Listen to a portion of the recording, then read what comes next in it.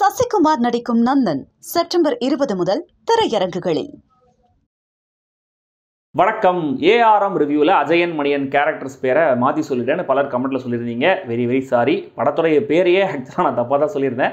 But அதில் எனக்கு வருத்தம் இல்லை. ஏன்னா இப்படி மற்ற லாங்குவேஜ் படங்களுடைய டைட்டிலை வந்து சரியாக ப்ரொனவுன்ஸ் பண்ணணும்னு என்ன பண்ணுவேன்னா, அதே மொழியை சேர்ந்த யாராவது யூடியூப்ல வந்து பேட்டியோ ரிவ்யூவோ போட்டிருப்பாங்க இல்லையா, அதில் அந்த படத்துடைய பேரை அந்த நடிகருடைய பேரை அவங்க எப்படி சொல்லியிருக்காங்க அப்படிங்கிறத நான் போய் கேட்டுட்டு அதை தான் நான் சொல்லுவேன். அவங்க பேசுறது நம்மளுக்கு புரியலனாலுமே கூட அட்லீஸ்ட் அந்த பேர் எப்படி இருக்குது அப்படின்ற மாதிரி வரும்போது டக்குன்னு நம்ம பிடிச்சி ஃபாலோ பண்ணிடலாம் இல்லையா, அதுக்காக நான் பார்ப்பேன். அப்படி ஒரு மலையாள ரிவ்யூவில் அஜயண்டே ரெண்டாம் மோஷனம் அப்படின்னு சொன்னதை தான் நான் என் ரிவ்யூவில் சொல்லியிருந்தேன்.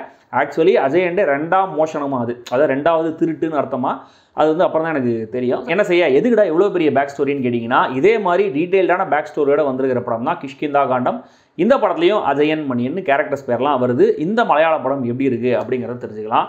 அதுக்கு முன்னாடி நான் எல்லா மலையாள படங்களையும் எப்போ பார்த்தாலும் பாராட்டிகிட்டே இருக்கேன், தமிழ் படங்களை திட்டுறேன் அப்படின்னு ஒருத்தர் ரொம்ப வயிறறிஞ்சு வருத்தப்பட்டுகிட்டே இருக்காரு. அடிக்கடி கமெண்ட்டில் வந்து பொங்குவார். பாவம். ஒருவேளை சார் நீங்கள் இந்த ரிவ்யூவை பார்க்குறீங்க அப்படின்னா வேணாம், ஸ்ட்ரெஸ் ஏற்றிக்காதீங்க. அடுத்த தமிழ் ரிவ்யூவில் நம்ம சந்திக்கலாம். ஓகே, மற்றபடி மற்றவங்களாம் கண்டினியூ பண்ணலாம். சப்ஸ்கிரைப் பண்ணாதவங்க சப்ஸ்கிரைப் பண்ணுங்கள். வீடியோ எப்படி இருந்தது கமெண்ட்டில் சொல்லுங்கள், லைக் பண்ணுங்கள், ஷேர் பண்ணுங்கள். And mild spoilers ahead.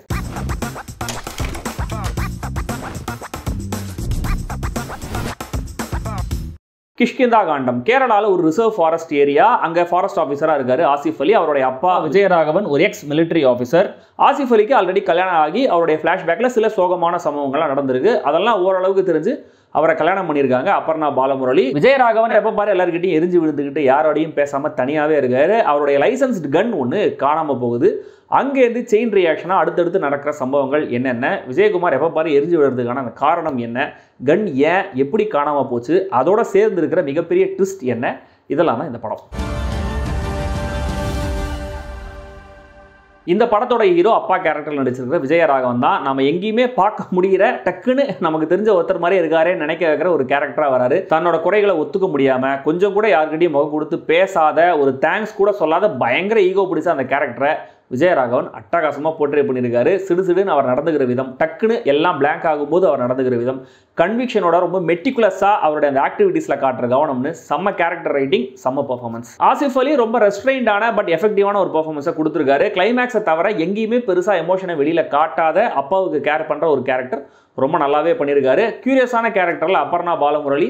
படத்துடைய முக்கியமான விஷயங்கள் எல்லாமே இந்த கேரக்டர் மூலமாக தான் நம்மளுக்கு தெரிய வருது. ரொம்பவே இயல்பாக தன்னுடைய ரோல் அவங்க கேரி பண்ணியிருக்காங்க.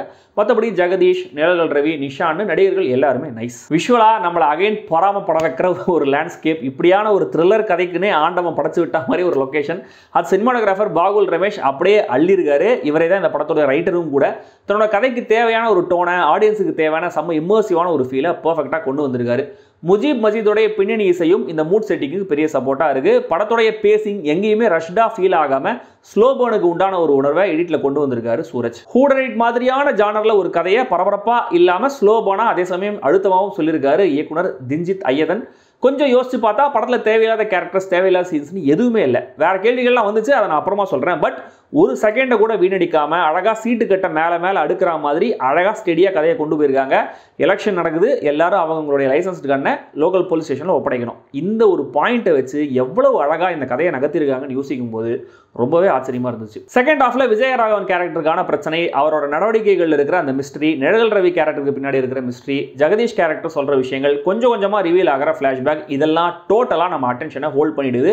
அபர்ணா கேரக்டரோட சேர்ந்து நாமளும் அதே இன்ட்ரிகிங்கான ஃபீலோட எல்லாத்தையுமே ஃபாலோ பண்ணுறோம். ஒரு பெரிய வெடியை பல கிலோமீட்டர் தூரத்தில் வச்சுட்டு அதோட திரியை இங்கே கொளுத்தி விட்டா அது எப்போ வெடிக்குங்கிற சஸ்பென்ஸோடய அந்த திரி எரிஞ்சுக்கிட்டே போகும் இல்லையா, அப்படி ஒரு ஸ்லோ ஃபியூஸ் தான் இந்த நரேஷன். பட் அது பிளாஸ்ட் ஆகும்போது பெரிய சாட்டிஸ்ஃபேக்ஷனை தரல அப்படிங்கிறது மட்டுமே இந்த படத்தில் எனக்கு இருந்த ஒரே பிரச்சனை.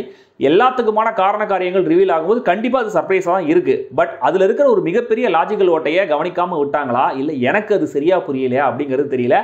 அந்த ஒரு ஃபேக்டர் தான் இந்த படத்தில் எனக்கு உறுத்தலாக இருந்த ஒரு விஷயம். அது என்ன அப்படின்னா, இனி ஸ்பாய்லர்ஸோட தான் நான் டிஸ்கஸ் பண்ண முடியும். ஸோ ப்ளீஸ் கேட்க விரும்பாதவங்க டிஸ்கிரிப்ஷனில் இருக்கிற டைம் கூட கிளிக் பண்ணி லாஸ்ட் கட்டுக்கு போயிடுங்க.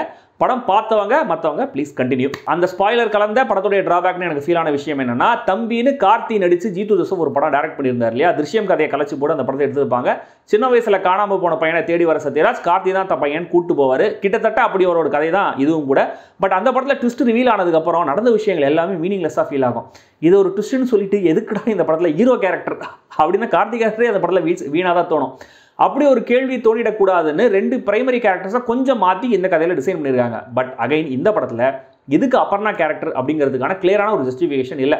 அஃப்கோர்ஸ் அவங்க மூலமாக தான் ட்விஸ்ட் எல்லாம் நம்மளுக்கு ஒவ்வொன்றா கிளியர் ஆகுது. பட் ஆசிஃப் அலி கேரக்டருக்கு ஒரு ஃப்ளாஷ்பேக் சொல்கிறாங்க. அதை வச்சு பார்க்கும்போது அவர் லைஃப்பில் புதுசாக எதுக்கு இன்னொரு கேரக்டர், சேனா இருக்கிற யாருமே இப்படி யோசிக்க மாட்டாங்களே அப்படின்னு தான் தோணுச்சு. பட் நெவர்தலஸ் இந்த கிஷ்கிந்தா காண்டம் ஒரு ஸ்மார்ட்டான சுவாரஸ்யமான ஸ்லோபன் த்ரில்லர். நான் போன கட்டில் சொன்ன அந்த ஒரு பாயிண்ட் ஜஸ்டிஃபிகேஷன் இருந்தால் இன்னும் கூட இந்த படம் எனக்கு பெட்டராக ஒர்க் அவுட் இருக்கும். பட் இப்போவுமே கூட இது ஒரு குவாலிட்டியான ப்ராடக்ட் தான்.